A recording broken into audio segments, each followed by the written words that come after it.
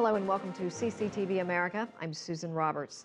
Chinese President Xi Jinping met with U.S. President Barack Obama on the sidelines of the APEC meetings. The two leaders will also hold a state visit Wednesday.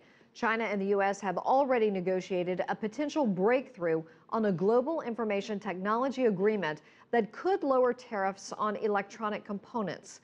But progress on key issues from free trade to maritime security still have to be worked out, and CCTV's Nathan King has been following this story and joins us now with more. Nathan. Yeah, those bilateral meetings ahead of that visit at Zhongnanhai, with its beautiful lakes, fountains and guest houses, the heart of the Chinese government establishment. And it was in this relaxed setting the two leaders and their teams met face to face.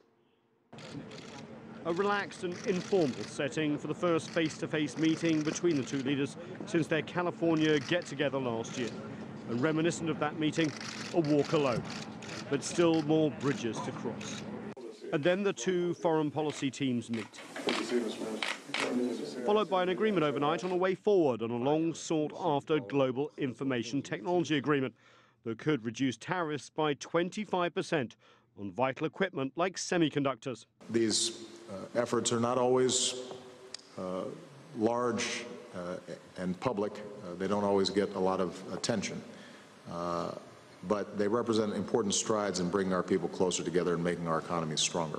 When it comes to global trade, the two countries, however, have yet to agree, with the U.S. pushing for a 12-member trade pact called the Trans-Pacific Partnership that, for now, excludes China.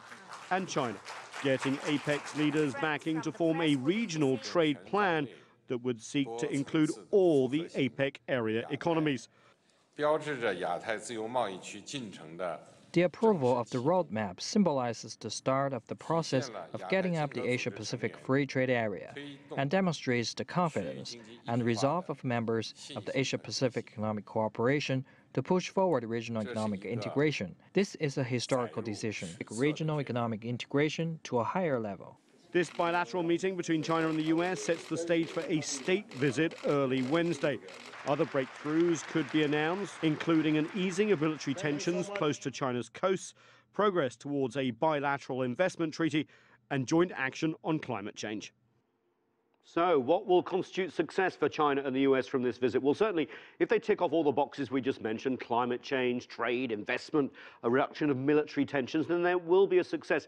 But as important is the relationship between the presidents, who, remember, started their meetings in Sidelines, California last year, and are being built upon right now. You know, we've got 2 years left of U.S. President Barack Obama's term here in the U.S., and this is traditionally a time when U.S. presidents concentrate on foreign affairs, especially when their political rivals are in charge of the domestic agenda, which, of course, as you know, Susan, became the case last week when the Republicans took control of both houses of Congress. Absolutely.